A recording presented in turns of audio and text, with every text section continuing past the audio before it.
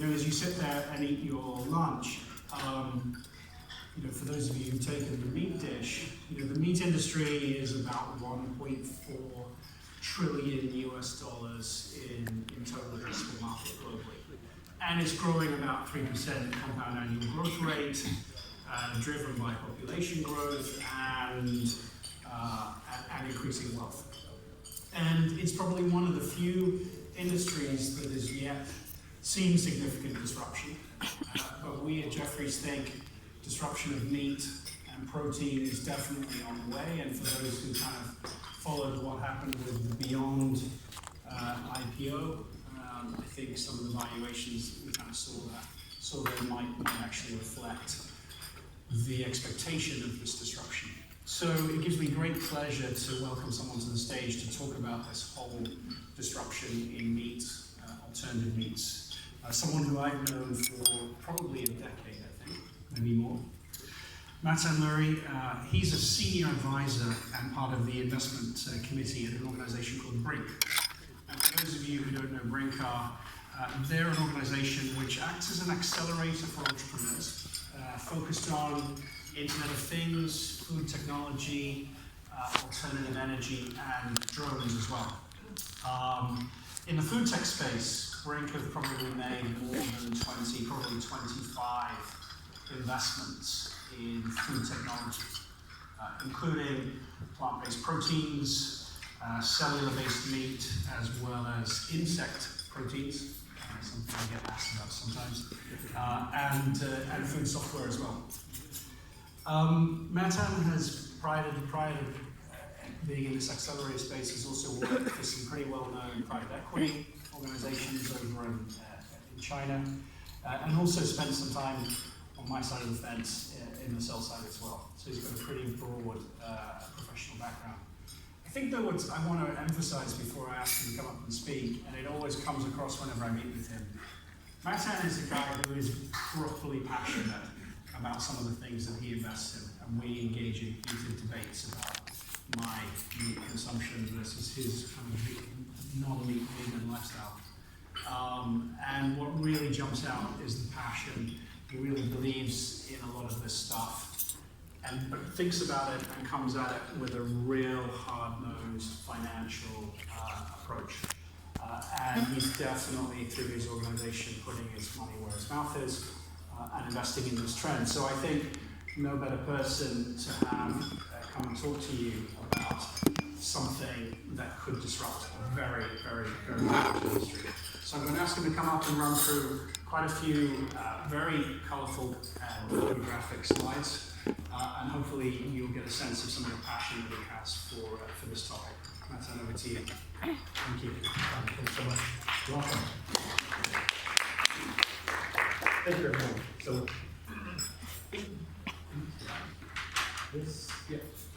When you eat this, it's meat, but I guarantee you it's like no meat you've ever seen before. That's because this stuff was grown from cells in a lab. Clean meat is meat grown by cell culture rather than grown by an animal. From a scientific perspective, it's uninspiring. Lab-grown or clean meat is slaughter-free and potentially more eco-friendly because it uses less land, water, and energy. At least, that's the promise. Okay, we know what you're thinking. That's nasty. Ugh, doesn't sound right. I'm not really into lab-made things. It's unnatural. It just seems off. But if the scientists growing this stuff can overcome the it factor, clean meat could help feed our growing population in more ethical and sustainable ways. People will get used to clean meat in a hurry if it tastes right, if it feels right. If it doesn't, it's going to be a monumental thing to overcome. So, out of curiosity, how many people here have tried plant-based meat, maybe Beyond or Impossible? Okay, fair few number. How many people here have tried clean meat, laboratory meat, or are perhaps interested in trying something like this? Is it, okay, got some good hands there. So, I personally am also quite curious as what this will do for the overall economy, because as Simon has said, we're in the middle of some very significant disruption. So this is the too long didn't read. We're going to talk a little bit about disruption. We're going to talk a little bit about plant-based meat and then a little bit about clean meat, which we just saw the video about meat grown in a laboratory. And I should point out that while plant-based meat is really derived from soy, wheat, mushrooms, and pea proteins, clean meat is still, while it's still in the laboratory phase, can be actually a very significant disruptive force that completely upends the entire food supply as we know it. It is still a laboratory stage. It is, if you know the right people, you can probably get a little bit to try. But this is real meat. It is actual muscle, skin, and tissue grown from the stem cells of an animal in a clean environment, so it doesn't have antibiotics, hormones, and fecal contamination. And it basically will actually mimic meat. Still has some challenges, but we'll talk a little bit about that. So we have to address the elephant in the room first, which is the massively well-followed Beyond Meat IPO. So it had an incredible run-up. It was the best performing IPO in the last 20 years, and then an equally spectacular drop.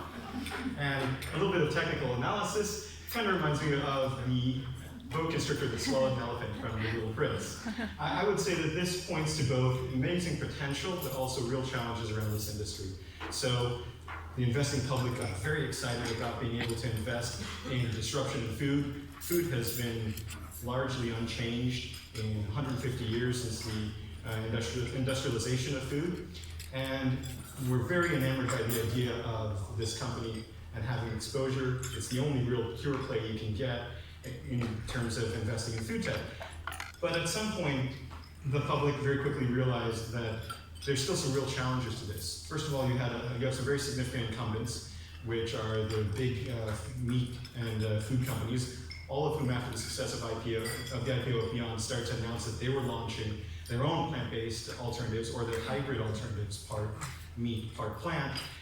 And then the public also started to realize that this isn't like software. So it's not like you can come up with some wonderful code and ship 100 million units tomorrow and get it onto everyone's PC. In fact, there's some real supply chain challenges. There's input challenges, and then there's, of course, distribution and branding challenges. And then there's the fact that in some cases you don't even really have a lot of IP. So this is more chef work rather than lab work. So there are some real challenges. However, there is definitely money to be made. So if you've been an early investor in Beyond, you would have seen a 400 times return on your money. Even if you had invested at a later private round, you still would have done very well.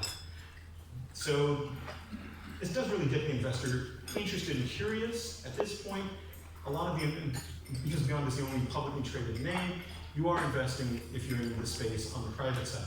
But more than anything, I think this really points to what we're going to see in terms of massive disruption across this space. So we've already seen disruption happen in dairy. Dairy has already fallen 26% over the last 2 decades. Earlier this week, the largest milk company in North America, Dean Foods, filed for Chapter 11. And a lot of that is really due to the consumer switching their preference from traditional dairy to plant-based. And that's only scratching the surface, because if you think of what's happening inside of meat, it may be an even bigger opportunity. At the very least, we're talking about hundreds of billions of dollars worth of annual revenue that could be generated out of this very large space. But there are some analysts that predict that this may completely upend food, and that dairy may go completely out of business in the next 15 to 20 years, and that meat as we know it may be completely different.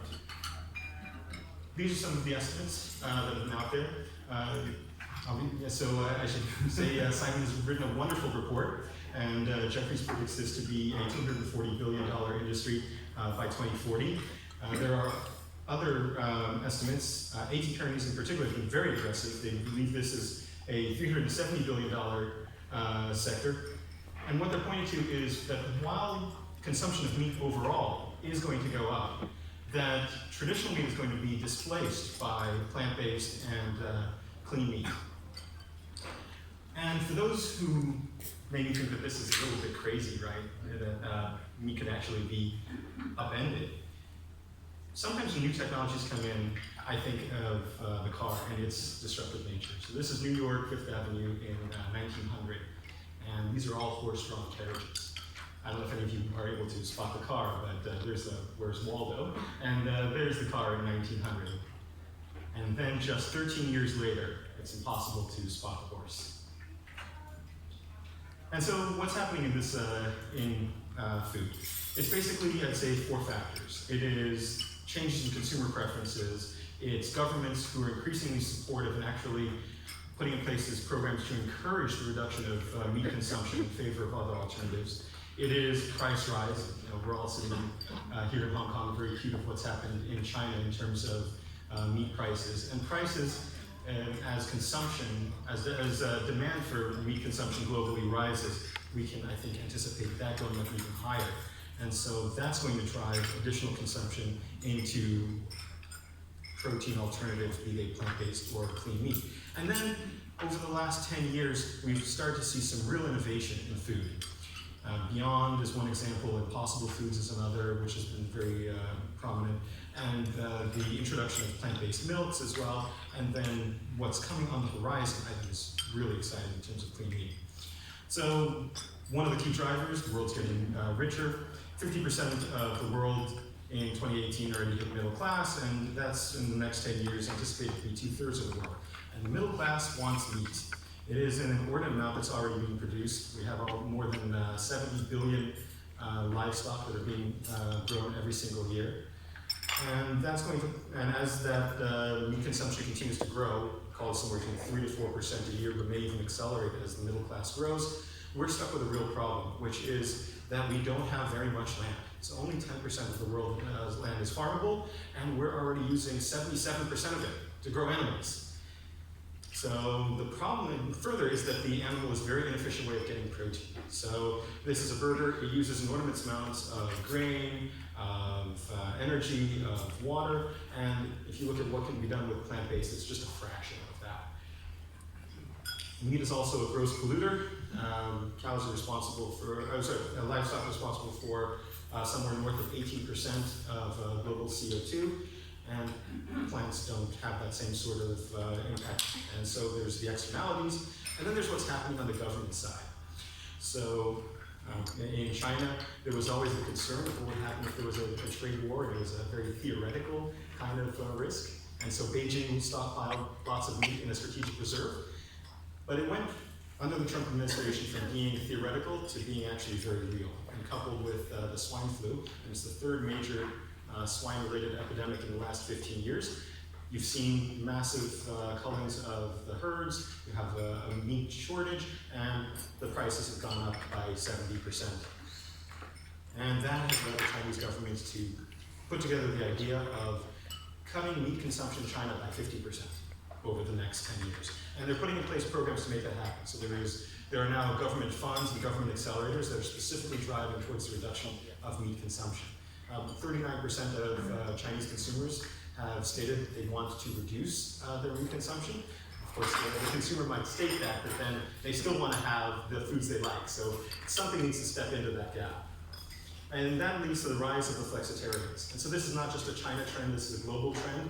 Flexitarians, so people who are eating meat but actively trying to reduce their meat consumption, make up as much as half of the US population. And quite significant, and that's a trend that we see across many of the developed world, where people are still wanting to have their meat, but just have less of it. And that leads to what is a significant market opportunity. So traditional foods are growing very quickly, just 2% a year, maybe 3% according to some estimates, but plant-based foods in 2018 grew 20% year on year. And so a little bit about plant-based meat. So why is this such a big deal now? There's been plant-based foods for a really long time. China's been developing plant-based meats for, some people say, even more than 1,000 years. And in the US, they've had plant-based alternatives that weren't very sexy for decades. The real difference is that there's been new technologies that have been applied. So traditionally, plant-based meats were just your boring wheat and soy. And then about 10 years ago, food scientists started trying to think, okay, what else can we do? So they started mixing in potato protein, pea protein, they used new machinery, new extrusion methods, and even to a certain extent using genetic modification to improve the taste of the food, so trying to get really closer to meat analog. So, and the companies that have done this successfully have been very well rewarded. So Beyond a $5 billion market cap, Impossible. I don't know how many of you guys have tried Impossible, but 94% of the people who try Impossible foods can't tell the difference between this and an actual beef burger in blind taste tests. So they're getting very, very close. And the reason they're able to do that is there is a genetically modified heme that is plant-based that they were able to develop. So heme is the molecule that is found in blood that gives it that juiciness, the redness, and that sort of nice mouth feel. And the scientists at Impossible were able to replicate that using plants. And so that's led to significant rewards for them, obviously, economically. This is what is also driving on the consumption side. So millennials and Generation Z have been primary drivers. Almost 80% of them are regular consumers of meat alternatives. 30% eat some sort of a meat alternative every week. And as those plant-based alternatives improve, I think we can anticipate to see further increase of the eating of plant-based in someone's plate, I suppose. And then this is what the companies themselves are seeing. So the people who are buying these burgers, they are not vegetarian. 95% of them are people who are buying plant-based meats alongside traditional meat in their grocery basket. So that's what makes us exciting, is that this is the market. It's not those like 6% vegetarian or vegan people in the population. It is everybody else, the other 94%, who are just trying to reduce the amount of meat that they're eating. And this is a few stats. This is why this is sort of exciting. A very large portion are trying to jump on this behavioral trend. And even though plant-based foods are still, with the exception of plant-based meals, still at a very low, still fairly small portion of the food system, the growth rates from these low bases have been pretty staggering. And we are also seeing that happen in restaurants. So really 2019 has been the year where mainstream fast food chains in the United States and globally start to bring in plant-based alternatives. One example is KFC. So your real standard kind of heavy meat kind of a deliverer. They tested out a plant-based chicken without any marketing in one market, and they sold out. I believe this is St. Louis. They sold out of their entire supply in less than 4 hours. People drove from miles around and lined up around the block just to get a try. And then, of course, the success of Impossible landed in Burger King. So this is a deal that I ran the back of the envelope numbers for. If they're actually able to meet their full demand, that should add $191 million of top-line revenue to this company just from one chain. And in the grocery stores, you see that it's a whole suite. So it's a whole variety of meats, everything from sausages to burgers to doner kebabs. You can have pastrami meats that in a blind taste test would fool you. You have cheeses, you have basically anything you can get from an animal right now. There's somebody out there trying to create or has already created a plant-based version. And so we see one aspect that at Brink we think is very, very interesting is sort of the regionalization of food. So this is an example of one of the companies in the portfolio, Gen Meat, which has minced beef, plant-based minced beef, mooncakes, and a minced pork product focused on the Chinese market. So China, of course, big pork eaters. So it's something like north of 35 kilograms of pork consumed for every man, woman, and child in China. Pork is synonymous with meat.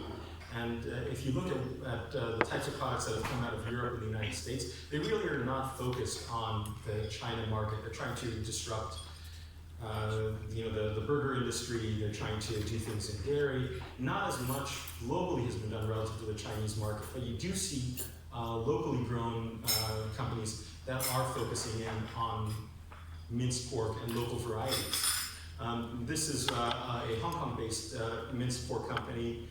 It's done under Green Common. The product is called Omnipork, and it is that minced pork that can be used either in a stir fry or in dumplings. It has that same sort of cooking capability and made out of pea, wheat, and mushroom. Another company that we invested in at Brink is, again, a plant-based minced pork for the China market, but then also interestingly has a second line that they are launching, which is halal meats for the Gulf nations. So the Gulf nations have a very serious problem. The meats have to be halal, which means traditionally getting live animal transport from New Zealand and Australia and elsewhere. And that's a very difficult process. A lot of the animals die along the way, and there's all kinds of complexities around that. A better way to do it is to have a plant-based alternative, make it in a halal factory in Malaysia, and then ship that worldwide. So these products are not simply trying to be as good as meat, but actually trying to solve some very significant problems. And here's an interesting one out of Israel, which is the 3D printing of meat. So, one of the nice things about meat is it has that sort of stringiness, the mouthfeel. Steak isn't just about purely the taste, but also the feel. These guys have found a way to 3D print meat. So there's some pretty cool edge cases. And now cellular agriculture or clean meat, which is what I think is something really exciting. So basically, what is it? You extract stem cells from an animal. You separate them out into the various components. You put them into a bioreactor, which is basically a washing machine for cells. So it has a little mechanism that keeps the liquids on the flow. You put the stem cells into this nutritional broth, this growth medium, and you basically fool the cells into thinking they're still inside of an animal, so they will propagate. And then you would then try to work those cells into a scaffolding and try to replicate meat. And again, this is real meat. This is not derived from a plant. So you can imagine trying to get the world's best steak by taking stem cells from a Kobe beef cow, the world's best pig, and having a cut of the world that comes directly from the finest animal in the world. And so these are the components. It is a stem cell growth medium, a bioreactor scaffolding, and the meat. Each one of these has their own challenges. Right now, the biggest challenges are in the price of the growth medium, which is somewhere north of $900 a liter, which means that if you were to actually try to get a petri dish worth of meat, you're still talking about thousands of dollars, so no consumer is willing to pay that. But if you think that just a few years ago, this was hundreds of thousands of dollars for a small burger.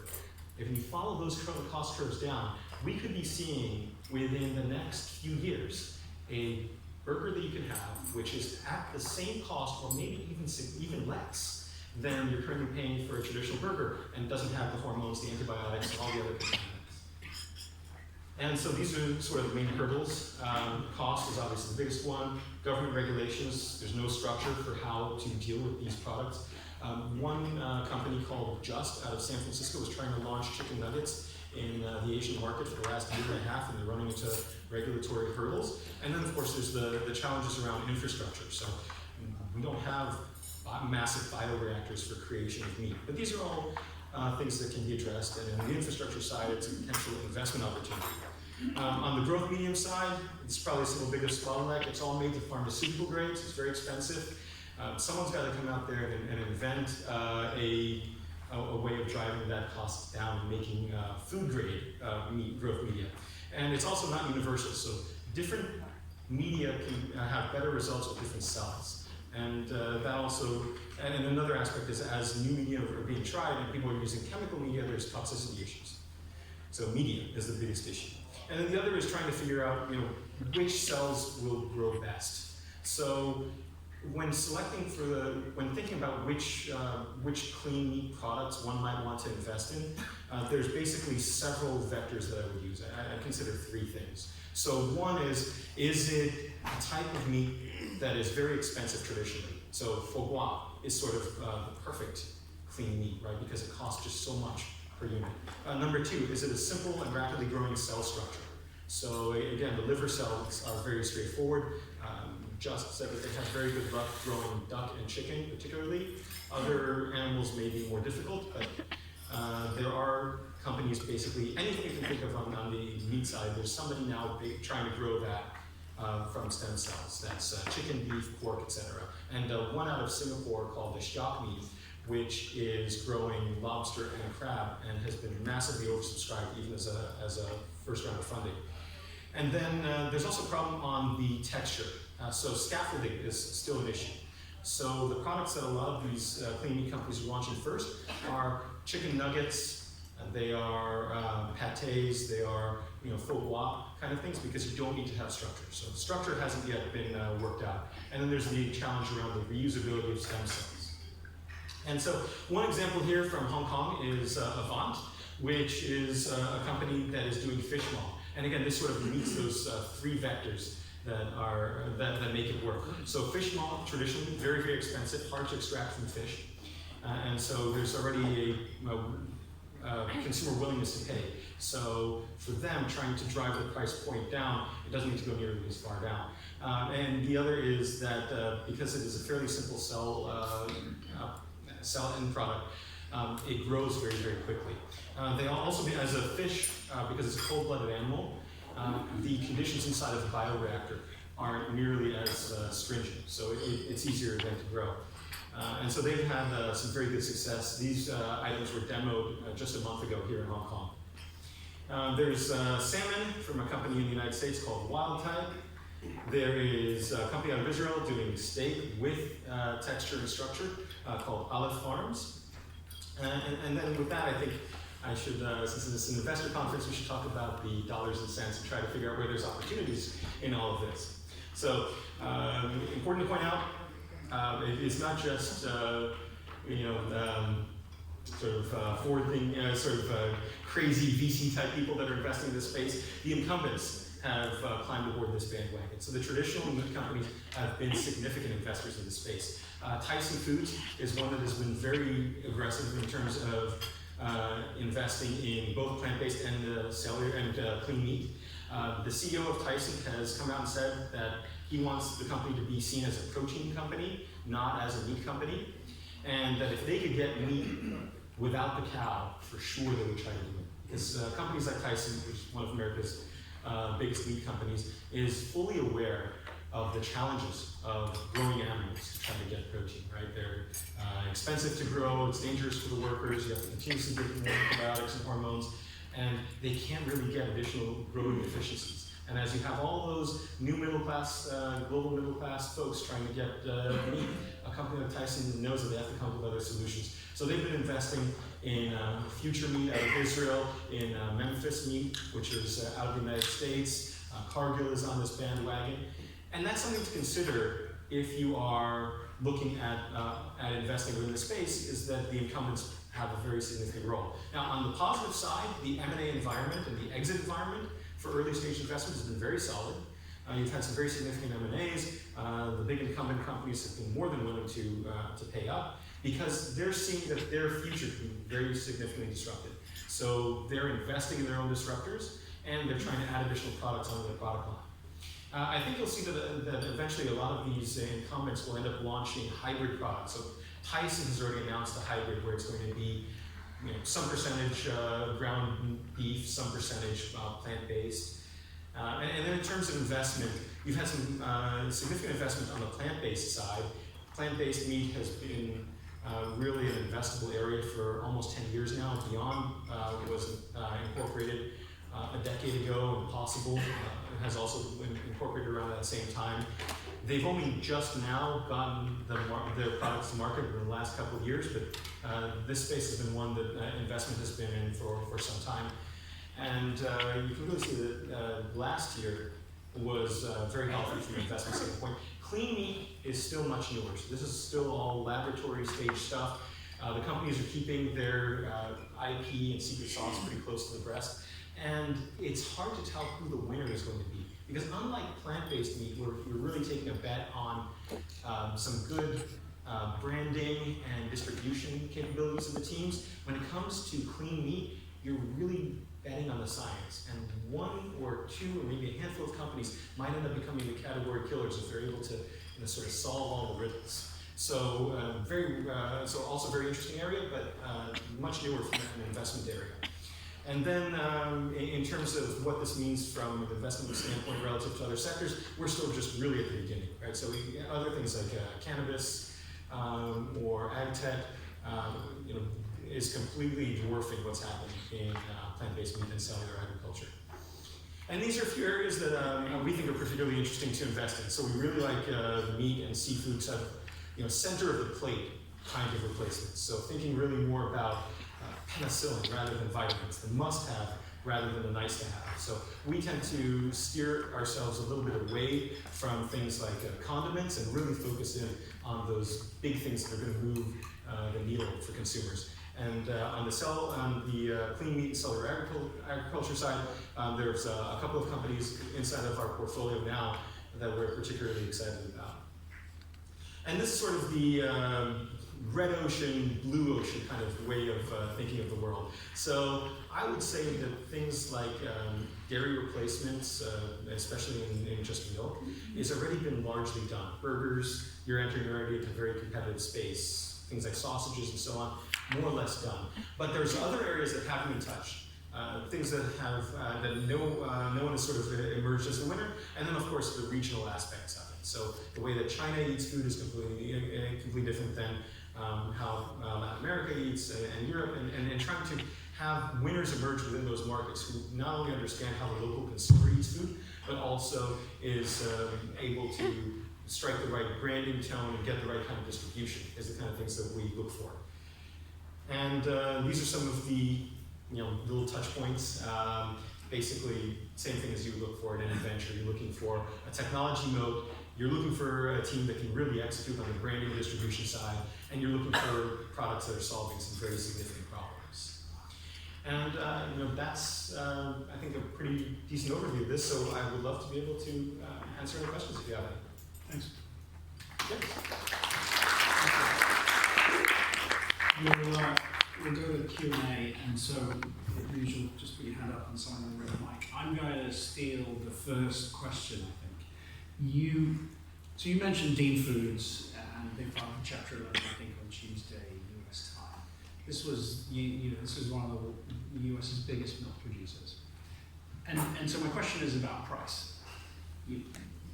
From my understanding, the price of milk in the US has been declining because lots of farmers have been growing too many cows and producing too much milk. And despite the price going down, we've still seen significant disruption from oat, soy, almond milk that might be 2x the price. Mm-hmm. So if we translate that to the plant-based and the meat-based alternatives, do they have to be actually cheaper than the incumbents? I think that dairy is a great example of how these, the modern consumer is willing to pay a premium. And I don't think they necessarily need to be cheaper, but I think that the prices of traditional meat and dairy are at risk of being pushed up as more of the world becomes wealthy and starts to demand meat. It kind of creates a window of opportunity, or it creates space for these alternative proteins to compete. And on cellular agriculture, we can see a world where clean meat is cheaper than traditional meat. So the nice thing about cellular agriculture is you're effectively almost creating something from nothing. You have a few stem cells, which could be, if you get the science right, turned into these producers of very significant quantities of meat, and doing it without all the trouble of growing the animals. And so, they don't have to be, so the alternative proteins don't have to be cheaper, the consumer is willing to pay more. But we may see ourselves in a world where traditional meat can't compete with these alternatives on a price basis, and on products that the consumer is preferring for a variety of different reasons. Yeah, it's interesting. I recently saw a piece of research out there that said that the dairy industry might not exist in North America in 15 years' time, and the beef industry will follow 5 years later. Mm-hmm. And what was interesting was, as a result, somewhere 2x the size of Iowa would now be vacant, and therefore agricultural land prices in North America could come down 50 or 60%. So maybe you sell New Zealand into this trend. I'll take questions from the audience. If just raise your hand and we can bring the mic. My next question really is about, you touched on it, the blue ocean thing. When I think about meat globally and the sustainability issue, everybody's talking about cows and methane. But when I look at the data, fish stocks is a huge issue. Like, I can't remember what the number is, but there's 10% of fish in the sea compared to what there was 100 years ago. And a huge number of people on this planet rely on fish to survive. And you only go to the supermarket to see how expensive fish is, even in a place like Hong Kong, which is known for fishing. You talk, your presentation is a lot about burgers, and everyone's focused on burgers, but fish and what events are doing, but beyond that, I mean, just creating regular salmon. When I'm going to buy my salmon sushi in Park and Shop, it's expensive. So there's potentially a much cheaper alternative. So do you think those companies are potentially going to do better? Why is Beyond chasing the mass market with ground beef when maybe the bigger story is, as you say, fish? So there's definitely companies that are focused on the fish market and on the seafood market. Simon, you're completely hit the nail on the head. 90% of the ocean stocks have been depleted. And the things that are, and the fish and ocean life that are there are significantly polluted. I think we all know that the fish that are caught in the sea have all kinds of toxicity issues, heavy metals, microplastics, basically, and 100% of the fish they're able to get. And so, for sure, fish is a massive area. And there are some companies that are going after that. I think that burgers were disrupted first because of two reasons. One, the cow is the least efficient producer of protein. Only 1% of the inputs and calories that go into a cow get turned into a burger. And they have all kinds of other externalities. They're a gross polluter. But also because I think that the companies, when they were setting about to create these alternatives, they said, we can go to market through restaurants. And burger restaurants, are very well established, and we can get a lot of animal protein out that way. So they went after burgers first, but that's only the tip of the iceberg. Other companies that are out there already selling fish cakes, fish sticks. There's some that are actually trying to get salmon. I have seen plant-based sushi in the United States. Companies like Ocean Hugger are doing very well there. Good Catch is another one, which is plant-based sushi. And so I agree with you. There's a massive opportunity there. Particularly, I think in sushi is very exciting because the cost of sushi as it's sold in Japan, you have the Japanese paying massive amounts for a single fish. When in fact, you can already take plants and turn it into an analog, which is going to be significantly cheaper. Okay. We've got a couple of questions. We'll take this one in the middle here, and then I'll take this gentleman on the end. So just here.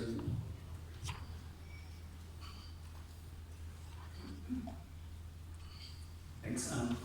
You have to excuse my ignorance in this field, but I'm just curious because if you're using stem cells of an animal, and because human beings live on diversity, so it's almost like cloning the same cow over and over again to produce meat. Is that a worry for the human race going forward if you just eat the same genetic makeup of an animal? Are you referring to the healthcare risks? Yes. Or I mean, other humans. I mean, if you look at the Spanish flu, it didn't kill the whole population, right? There's a genetic makeup, and you can say that food is because it's genetic makeup of human beings change. And if you're just using one animal, is our worry that if we're always eating the same thing, then in the future, for whatever reason or whatever disease that comes about, then there's a danger to the population. Yeah, from a stem cell biology standpoint, you wouldn't have to necessarily use the exact same stem cell line across the entire globe. You might have different producers of clean meat, and they might all have their own selected stem cell line and their own taste. So that's not a risk that couldn't be planned in for as well, if there was any such risk. I think what I'd be more concerned about is sort of the move to monocrops globally on the plant side. And that's a risk that we face right now. So you have companies like Monsanto and others that basically have one variety of seed, and the entire world has to use that. And that's a bigger risk, rather than on the genetic side where we can just simply say, okay, well, out of an abundance of caution, every producer has their own recipe, their own particular blend of stem cells that they like to use.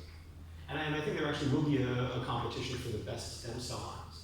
So Just, which is the company that we saw in the video, they have signed agreements with very fine Wagyu beef growers, and so they have the market cornered on, or that particular grower's stem cell cornered towards exclusivity. So other growers are going to have to find their own stem cell lines, and probably ought to be shopping for really good cows to sample from.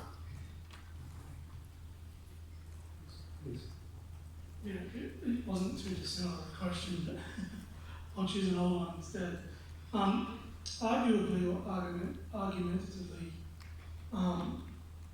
the challenge at hand here is that we inevitably need to go to a plant-based kind of diet regime in the future.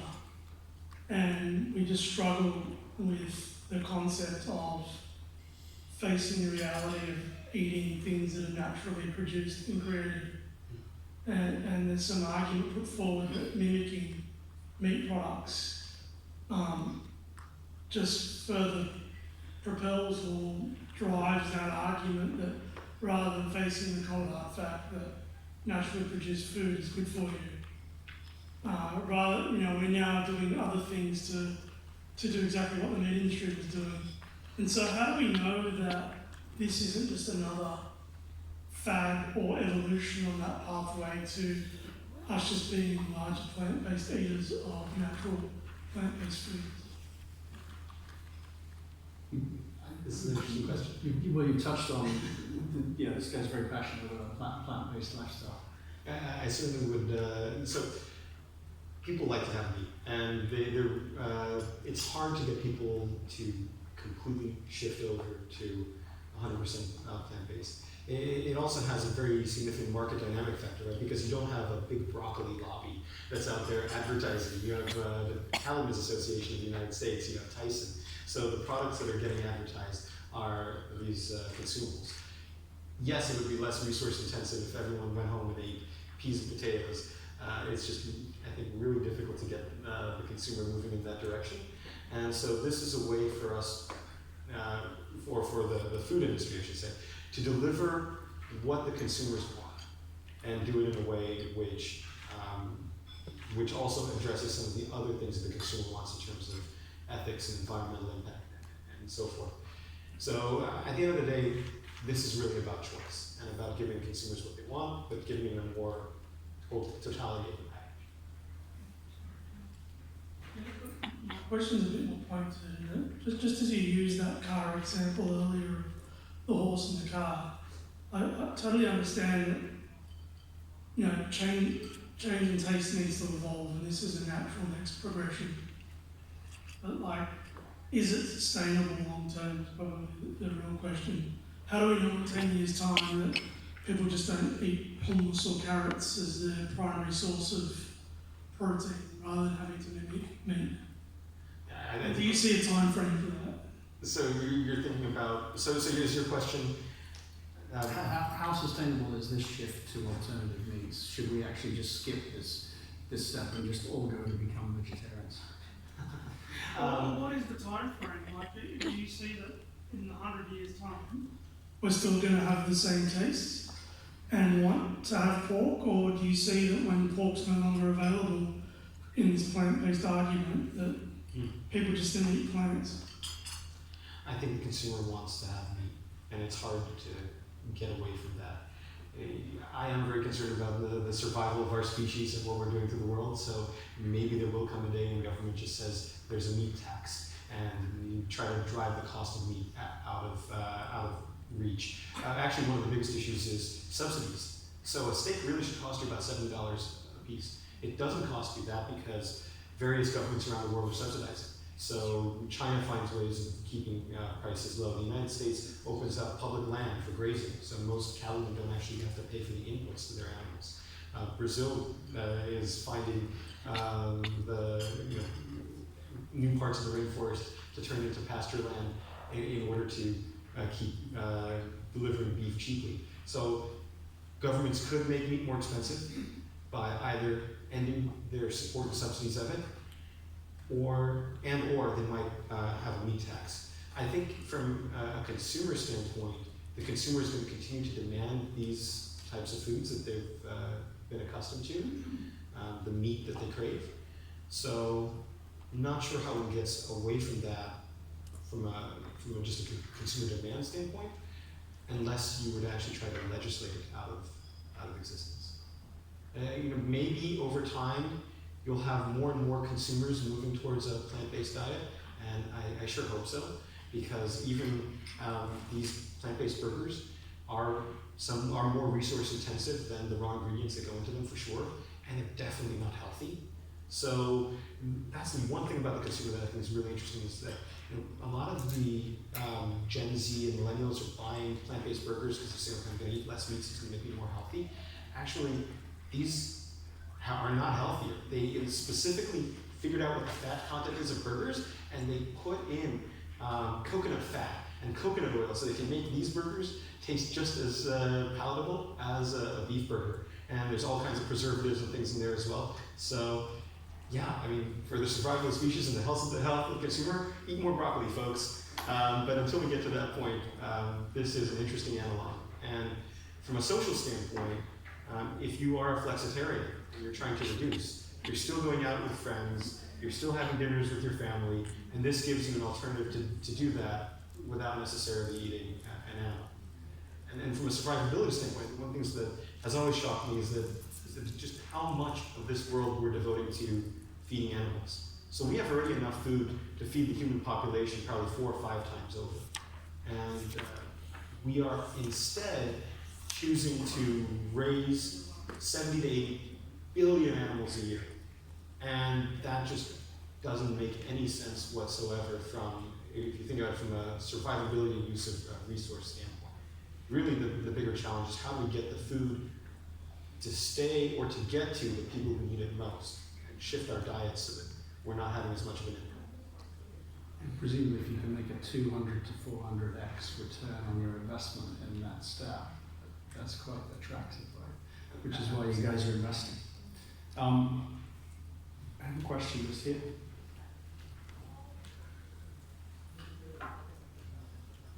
Thank you for your presentation. I'm still a little bit confused about the intrinsic motivation consumers in this shift from animal-based to plant-based, because you mentioned several reasons, such as insufficient farmable land and also inefficient protein producer. These animals, how efficient they are. But from consumers, their own interest perspective, they mostly consider taste, nutrition, or price. So what exactly is their motivation of this shift? It's health, which is, again, a little bit ironic considering what I just said. The good thing about plant-based alternatives is each generation can become healthier. So the current generation is arguably not that healthy, but the next generation will be better. Far and away, the consumer is selfish and self-interested. So they want health without sacrificing taste. I have a few slides in the appendix, but yeah, I think it's in the book as well. So I won't necessarily go flipping to it. But by far and away, and I think something like north of 50% were primarily interested in taste and then health. And they were only willing to move to alternatives, which they considered potentially healthier, if they also were not sacrificing on the taste side. That's the reason you put fat into it. Right. So exactly. So the brain is hardwired for a certain kind of pleasure experiences, and that is sweetness and fat. So nothing is better than something that's super fatty because your brain is trying to tell it we need to survive winter. And so that's exactly why the companies figured out the fat content of beef burgers and everything. Are some consumers doing this for their environment as well? So some of the Gen Z guys care about the planet and think if they eat less meat, it'll help. Yes, so it's definitely a component, and I think when consumers are looking at the products, they're thinking about it from multiple factors. But primarily, in all the survey data, it's always shown that health is first and foremost as their reason for moving towards plant-based. We've actually, Sorry, I have to follow up on the price of plant-based meat. You said You just said it's more efficient to produce proteins using plant, but how come the Beyond Meat and is so much more expensive? If we think in the future it will be cheaper than animal meat, and when we expect that kind of timeline? So I'd say several things. One is because the consumer will bear the price. So on plant-based eggs, they're selling at significant multiples to traditional eggs, but they're completely sold out. So as long as the consumer is willing to pay more, the companies are going to still sell it at as high a price point as they can. Two, I think you have an inputs challenge. So there's not enough of the materials that you need. I know of one private equity investor that just paid for a pea protein company. They paid 40 times sales. Private company, not very well branded, but they're so keen on just focusing on the inputs that they were willing to pay up. And we're already seeing in North America that there is a shift. And a lot of the farmers that have traditionally been growing soy to feed to livestock, and a lot of it was going to China, has been now shifting over towards making the inputs for Impossible and Beyond and companies like that. And again, when I did that sort of back of the envelope calculation of 191 million in revenue to Impossible, that's if they could ramp up their supply. They can't. So they're rapidly trying to grow additional, to get more factories built. They're trying to get their hands on more inputs. You can't get enough of these things out the door. And so to a great extent, you're going to see those kind of cost curves come down, the more of they're able to get to scale, and the more of these units come out. And so I don't know how long it will take. I think that these companies that have been able to raise a lot of money, like Beyond and Impossible, are rapidly spending to try to get their hands on more inputs and to grow up their manufacturing. And so theoretically, those prices could come down. But consumers still willing to bear it, so I'm not sure how fast they'll choose to drive the costs down. I think we've pretty much run out of time. I've got two things I do want to say before I thank Meta. Number one is, I think there are some plant-based burgers outside. If you're still hungry after the lunch that you had, I don't ask you why they showed up after the lunch, before. And the second thing is, Motan's around here for the rest of the day. I still think he has some spare slots. If any of you want to have a one-on-one with him and share a salad sandwich, you're most welcome. I'm a committed meat eater. But finally, thank you so much for that presentation. Thank you. Thank you.